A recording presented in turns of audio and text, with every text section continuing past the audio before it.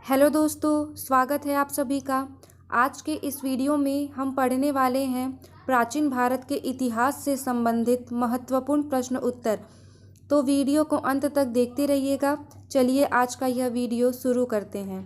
पहला प्रश्न है, अमरकोश के लेखक अमर सिंह किस शासक के दरबार से जुड़े थे? इसका करेक्ट आंसर है ऑप्शन डी, चंद्रगुप्त द्वितीय। अगला प्रश्न है, गुप्त संवत 319 से 320 को प्रारंभ करने का श्रेय किसे जाता है? इसका करेक्ट आंसर है ऑप्शन ए, चंद्रगुप्त प्रथम को। अगला प्रश्न है, चंद्रगुप्त प्रथम ने गुप्त संवत का प्रारंभ किस उपलक्ष्य में किया? इसका करेक्ट आंसर है ऑप्शन ए, अपने राज्यारोहण के स्मारक के रूप में। अगला प्रश्न है, प्रयाग प्रशस्ति अभिलेख का लेखक हरिसेन किस शासक का दरबारी कवि था? इसका करेक्ट आंसर है ऑप्शन ए, समुद्रगुप्त। अगला प्रश्न है, गुप्त काल को प्राचीन भारत का क्लासिकल युग क्यों कहा जाता है? इसका करेक्ट आंसर है ऑप्शन बी, कला व साहित्य के क्षेत्र के अपने चरमोत्कर्ष पर पहुँचने के कारण। अगला प्रश्न है, सारनाथ के धमेक स्तूप का निर्माण किस काल में हुआ था? इसका करेक्ट आंसर है ऑप्शन डी, गुप्त काल में। अगला प्रश्न है, गुप्त काल की सोने की मुद्रा को क्या कहा जाता था? इसका करेक्ट आंसर है ऑप्शन ए, दीनार। अगला प्रश्न है, कुमार संभव महाकाव्य किस कवि ने लिखा? इसका करेक्ट आंसर है ऑप्शन डी, कालिदास ने। अगला प्रश्न है, नालंदा विश्वविद्यालय की स्थापना का युग कौन सा है? इसका करेक्ट आंसर है ऑप्शन सी, गुप्त। अगला प्रश्न है, गुप्त युग में भू राजस्व की दर क्या थी? इसका करेक्ट आंसर है ऑप्शन बी, उपज का छठा भाग।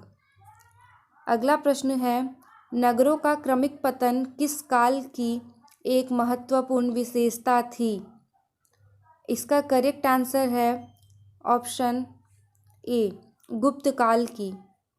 अगला प्रश्न है, किस वंश के शासकों ने मंदिरों एवं ब्राह्मणों को सबसे अधिक ग्राम अनुदान में दिया था?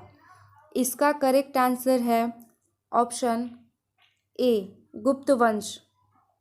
अगला प्रश्न है, दिल्ली के मेहरौली के कुव्वत उल इस्लाम मस्जिद के प्रांगण में स्थित प्रसिद्ध लौह स्तंभ किसकी स्मृति में है?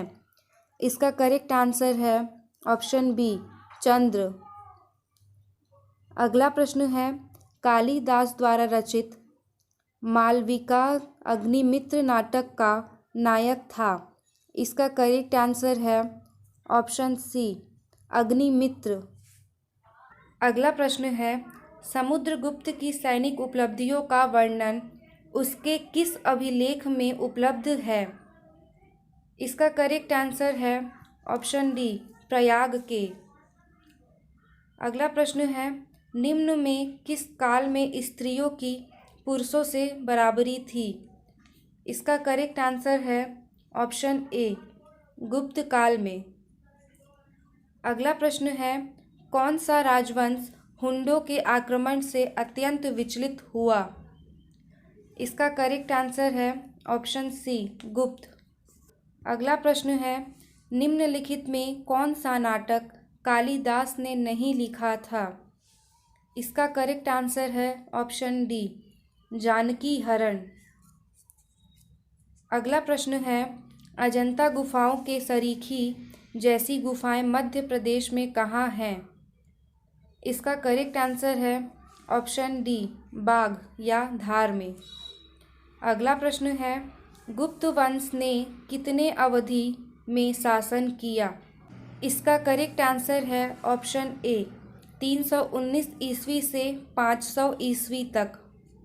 अगला प्रश्न है, बाल विवाह की प्रथा कब आरंभ हुई? इसका करेक्ट आंसर है ऑप्शन सी, गुप्त काल में।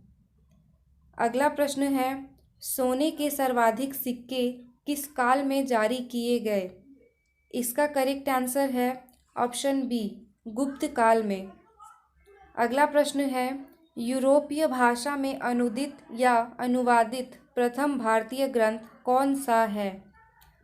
इसका करेक्ट आंसर है ऑप्शन बी, अभिज्ञान शाकुंतलम। अगला प्रश्न है, सती प्रथा का पहला उल्लेख कहाँ से मिलता है? इसका करेक्ट आंसर है ऑप्शन सी, एरन अभिलेख से।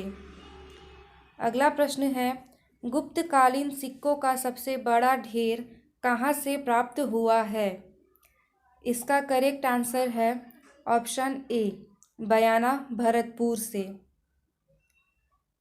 अगला प्रश्न है, किस गुप्त शासक को नालंदा विश्वविद्यालय का संस्थापक माना जाता है?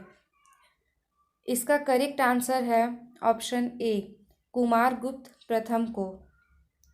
अगला प्रश्न है, गुप्त काल में उत्तर भारतीय व्यापार निम्नलिखित किस एक पतन से संचालित होता था? इसका करेक्ट आंसर है ऑप्शन ए, ताम्रलिपि। अगला प्रश्न है, गुप्त शासकों द्वारा जारी किए गए चांदी के सिक्के क्या कहलाते थे? इसका करेक्ट आंसर है ऑप्शन ए, रूपक।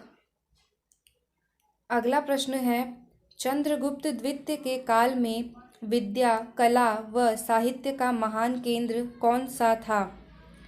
इसका करेक्ट आंसर है ऑप्शन सी, उज्जैन। अगला प्रश्न है, कालिदास की किस कृति की गिनती विश्व की 100 प्रसिद्ध साहित्यिक कृतियों में होती है? इसका करेक्ट आंसर है ऑप्शन सी, अभिज्ञान शाकुंतलम। दोस्तों, मुझे उम्मीद है कि आप सभी को यह वीडियो पसंद आया होगा। वीडियो को अंत तक देखने के लिए आप सभी का बहुत बहुत धन्यवाद।